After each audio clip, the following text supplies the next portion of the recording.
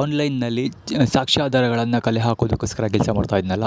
So ಆ ಕೆಲಸಗಳನ್ನು ನಿಲ್ಲಿಸೋಕ್ಕೋಸ್ಕರ ಆನ್ಲೈನ್ನಲ್ಲಿ ಆನ್ಲೈನ್ ಫೀಲ್ಡರ್ಗಳು ಹೆಚ್ಚು ತೊಂದರೆ ಕೊಡೋದಕ್ಕೆ ಪ್ರಾರಂಭಿಸ್ತಾರೆ. ಸೊ ನಾನು ಕಂಪ್ಲೇಂಟ್ ರಿಜಿಸ್ಟರ್ ಮಾಡೋದಕ್ಕೆ ಅಂತ ಲೆಟರ್ ಡ್ರಾಫ್ಟ್ ಮಾಡೋದಕ್ಕೆ ಪ್ರಾರಂಭಿಸ್ತೀನಿ. ಆವಾಗ ಸೋಷಿಯಲ್ ಮೀಡಿಯಾದಲ್ಲಿದ್ದವರು ವಾಟ್ಸಪ್ ಮತ್ತು ಫೋನ್ ಕಾಲ್ಗೆ ಬಂದುಬಿಡ್ತಾರೆ. ಅಂದರೆ ಫೋನ್ ಕಾಲ್ ಮಾಡಿ ಹೆದರಿಸೋದು ಆ ಥರ ಎಲ್ಲ ಮಾಡೋದಕ್ಕೆ ಪ್ರಾರಂಭಿಸ್ತಾರೆ. ಸೊ ಅಲ್ಲಿವರೆಗೆ ನಾನು ಡ್ರಾಫ್ಟ್ ಮಾಡಿದಷ್ಟು ಲೆಟ್ರನ್ನು ಹೋಲ್ಡ್ ಮಾಡಿ ಆನ್ಲೈನಲ್ಲಿ ಪೊಲೀಸ್ ಕಂಪ್ಲೇಂಟ್ ರಿಜಿಸ್ಟರ್ ಮಾಡಿಬಿಡ್ತೀನಿ. ಸೊ ಪೊಲೀಸವರು ಸಖತ್ ಫಾಸ್ಟಾಗಿ ಚೆಕ್ ಅಂತ ರೆಸ್ಪಾಂಡ್ ಕೂಡ ಮಾಡಿಬಿಡ್ತಾರೆ. ಸೊ ಬನ್ನೂರು ಪೊಲೀಸ್ ಸ್ಟೇಷನ್ಗೆ ಫಾರ್ವರ್ಡ್ ಮಾಡಿದ್ದೀವಿ, ಕೇಸ್ ಫಾರ್ವರ್ಡ್ ಮಾಡಿದ್ದೀವಿ, ಎನ್ಕ್ವೈರಿಯಲ್ಲಿರುತ್ತೆ ಅಂತ.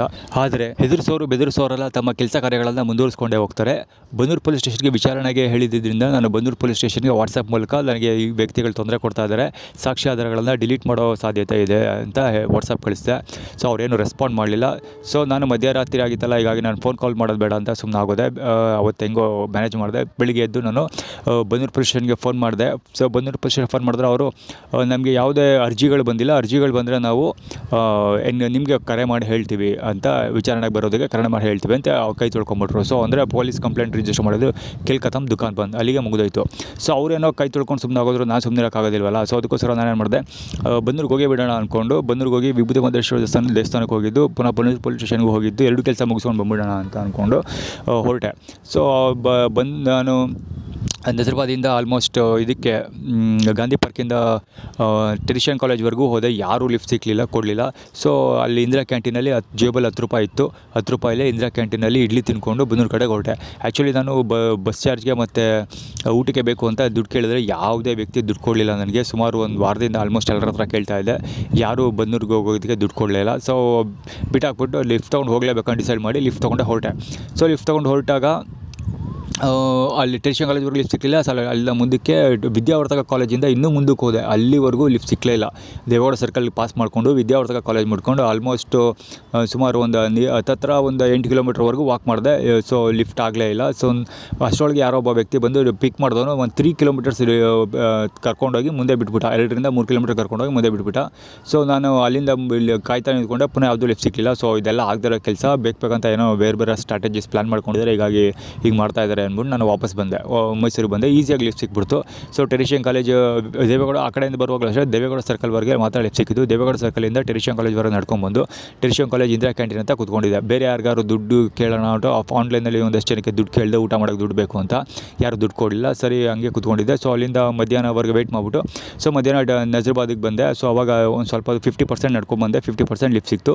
ಸೊ ಲಿಫ್ಟ್ ಕೊಟ್ಟು ವ್ಯಕ್ತಿ ನನಗೆ ನಜರ್ಬಾದಲ್ಲಿ ಒಂದು ಊಟ, ನಜರ್ಬಾದ್ ಅಂದರೆ ಇದು ರಿಜೆನ್ಸಿ ಇದೆಯಲ್ಲ, ಆ ರಿಜೆನ್ಸಿ ಹತ್ರ ಫಾಸ್ಟ್ ಫುಡ್ಡಲ್ಲಿ ಊಟ ಕೊಡಿಸಿದ್ರು. ಆ ವ್ಯಕ್ತಿ 100 ರೂಪಾಯಿ ಇಸ್ಕೊಂಡು ಅರ್ಧ ಪ್ಲೇಟ್ ರೈಸ್ ಬಾತು ಮತ್ತು 2 ಚಿಕ್ಕ ಚಪಾತಿ ಕೊಟ್ಟಿದ್ದ. ಆ ಊಟ ನನಗೆ ಕಡಿಮೆ ಅಂದರೂ 5ರಿಂದ 6 ಊಟ ತಿನ್ನಬಲ್ಲ ನಾನು. ಅಂದರೆ ಅವ್ರ ಪ್ರಕಾರ 500 ರೂಪಾಯಿಂದ 600 ರೂಪಾಯಿ ಒಂದು ಸರಿ ಊಟ ಮಾಡೋಕ್ಕೆ ನನಗೆ ದುಡ್ಡು ಬೇಕಾಗುತ್ತೆ ಫಾಸ್ಟ್ ಫುಡ್ಡಲ್ಲಿ.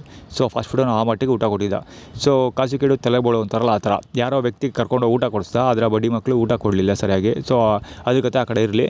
ಸೊ ಊಟ ತಿನ್ನೋದಕ್ಕಿಂತ ಮುಂಚೆನೇ ಹೊಟ್ಟೆ ಕೊಳಪಳ ಅಂತಾಯಿತು. ನನಗೆ ಗೊತ್ತಿತ್ತು ಬೇದಿ ಅದೇ ಆಗುತ್ತೆ ಅಂತ. ಯಾಕೆಂದರೆ ಸುಮಾರು 4-5 ದಿವಸದಿಂದ ಕಂಟಿನ್ಯೂಸ್ ಆಗಿ ಬೇದಿ ಆಗ್ತಾಯಿತ್ತು. ಮಾತ್ರೆ ತೊಗೊಂಡು ಕ್ಯೂರ್ ಆಗಿರಲಿಲ್ಲ. ಸೊ ಅದನ್ನು ಏನು ಮಾಡಿದೆ, ಊಟ ಮಾಡಿಬಿಟ್ಟು ಬೇದಿ ಆಯಿತು. ಸೊ ಅದನ್ನು ಫೋಟೋ ಹೊಡ್ಕೊಂಡು ಇಟ್ಕೊಂಡು ಸೋಷಿಯಲ್ ಮೀಡಿಯಾಗೆ ಅಪ್ಲೋಡ್ ಮಾಡಿಬಿಟ್ಟು ಪುನಃ ನನಗೆ ಗೊತ್ತಾಯಿತು ಇದು ಕಡ್ಕೊಳ್ಳೋದಕ್ಕೆ ಹೋಗಿ ಬೇದಿ ಮತ್ತು ನೀಲ ಮಾತ್ರೆ ತೊಗೋಬೇಕು ರಮೇಶ್ ಹತ್ರ, ಅಲ್ಲಿವರೆಗೂ ನಿಲ್ಲೋದಿಲ್ಲ ನನಗೆ ಗೊತ್ತಿತ್ತು. ಸೊ ಅದಕ್ಕೋಸ್ಕರ ಕರ್ಕೊಳಕ್ಕೆ ಬಂದೆ. ಸೊ ಕರ್ಕೊಳಕ್ಕೆ ಬಂದ ಬೇದಿ ಮಾತ್ರೆ ತೊಗೊಂಡೆ ರಮೇಶ್ ಹತ್ರ. ಸೊ ರಮೇಶ್ ಹೇಳಿದ್ದೇನು ಅಂದರೆ, ಅದು ಏನಪ್ಪ ಏನು ಹೇಳ್ತಾ ಅದು ಮಾಡ್ತೀನಿ ಇದು ಮಾಡ್ತೀನಿ ಅಂತ, ಏನೂ ಮಾಡೋದಿಲ್ಲ ನೀನು, ಬೆಂಗ್ಳೂರಿಗೆ ಹೋಗ್ತೀನಿ ಅಂತ ಬೆಂಗ್ಳೂರಿಗೆ ಹೋಗೋದಿಲ್ಲ. ಸೊ ಪೊಲೀಸ್ ಗಿಲೀಸು ಅಂತೀಯ, ಅದು ಏನೂ ಆಗಲಿಲ್ಲ. ನೀನು ಪೊಲೀಸ್ ಸ್ಟೇಷನ್ಗೆ ಹೋದರೆ ಪೊಲೀಸವರು ದುಡ್ಡು ಯಾರು ಕೊಡ್ತಾರೆ ಅವ್ರ ಪರವಾಗಿ ಕೆಲಸ ಮಾಡ್ತಾರೆ. ಇನ್ನು ಕೋರ್ಟ್ಗೆ ಹೋದ್ರೆ ಕೇಸ್ ಹಾಕಿದ್ರೆ ನೀನು ಅದು ಕೇಸ್ ಮುಗಿಯೋಷ್ಟರೊಳಗೆ ಈ ಜೀವನ ಪೂರ್ತಿ ಮುಗ್ದೇ ಹೋಗಿರುತ್ತೆ. ಸೊ ಇದೆಲ್ಲ ಆಗದಿರೋ ಕೆಲಸ ಹಂಗೆ ಅಂತ ನೆಗೆಟಿವ್ ಮಾತಾಡ್ತಾನೆ. ಮತ್ತು ಮಾಮೂಲಿ ಅವನು ಅವಮಾನ ಮಾಡೋದು, ಆಳು ಮೂಳೋದೆಲ್ಲ ಇರುತ್ತೆ. ಸೊ ಇದು ಕಡ್ಕೊಳ್ಳೋದಲ್ಲಿ 20 ರೂಪಾಯಿಗೆ ಬಂದು ತೊಗೊಂಡು ಆ ವ್ಯಕ್ತಿ ಹತ್ರ 20 ರೂಪಾಯಿಗೆ ಬಂದು ತರಿಸ್ಕೊಂಡು ತಿನ್ಕೊಂಡು ಒಂದು ಬೇದಿ ಮಾತ್ರ 2 ಬೇದಿ ಮಾತ್ರ ಕೊಟ್ಟರು. ಸೊ ಬೆದಿಲಿಲ್ಲ ಮಾತ್ರ ಕೊಟ್ಟರು. ಸೊ ಇಸ್ಕೊಂಡು ಅವ್ರ ಜೊತೆ ಲಿಫ್ಟ್ ತೊಗೊಂಡು ಮೈಸೂರಿಗೆ ಬಂದೆ. ಸೊ ನಾನು ಕಡ್ಕೊಳ್ಳೋದಲ್ಲಿ ಇದ್ದಾಗಲೇ ಆನ್ಲೈನಲ್ಲಿ ನಾನು ಬೇದಿ ಆಗಿದ್ದು ಇಂದಿರಾ ಕ್ಯಾಂಟೀನ್ ಅವರು ಬೇದಿ ಮಾತ್ರ ಹಾಕಿದ್ದಾರೆ ನನಗೆ ಅಂತ ಅಂದ್ಬಿಟ್ಟು ಸೋಷಿಯಲ್ ಮೀಡಿಯಾದಲ್ಲಿ ಅಪ್ಲೋಡ್ ಮಾಡಿದ್ದೆಲ್ಲ, ಅದನ್ನು ಕಾಲೆಳೆಯೋಕ್ಕೋಸ್ಕರ ಸೋಷಿಯಲ್ ಮೀಡಿಯಾ ಆನ್ಲೈನ್ ಫೀಲ್ಡರ್ಗಳು ಹಂಗೆ ಅಂದ್ಕೊಂಡು ನೆಗೆಟಿವ್ ಎಲ್ಲ ಕಾಮೆಂಟ್ ಮಾಡೋರು. ಸೊ ಅದು ಸ್ಕ್ರೀನ್ ರೆಕಾರ್ಡ್ ಮಾಡಿ ಅಪ್ಲೋಡ್ ಮಾಡಿದ್ದೀನಿ.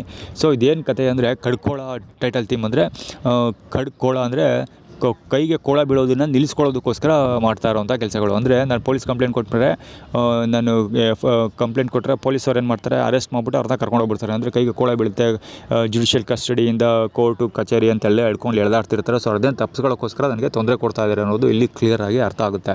ಅಂದರೆ ನನಗೆ ಹೆಚ್ಚು ತೊಂದರೆ ಕೊಡ್ತಿರೋದು ಏನಕ್ಕೆ ಅಂದರೆ, ಇವನು ಕಂಪ್ಲೇಂಟ್ ರಿಜಿಸ್ಟರ್ ಮಾಡಿದೆ ಸೆಟಲ್ಮೆಂಟ್ ಮಾಡ್ಕೊಳ್ಳಿ ಅನ್ನೋ ಕಾರಣಕ್ಕೋಸ್ಕರ. ಈ ವಿಷಯನ ನಾನು ಸಾವಿರ ಸಾರಿ ಹೇಳಿದ್ದೀನಿ ಆಲ್ರೆಡಿ. ಕಂಪ್ಲೇಂಟ್ ರಿಜಿಸ್ಟರ್ ಮಾಡಿ ಕೂಡ ಪೊಲೀಸವ್ರಿಗೆ ಹೇಳಿದ್ದೀನಿ.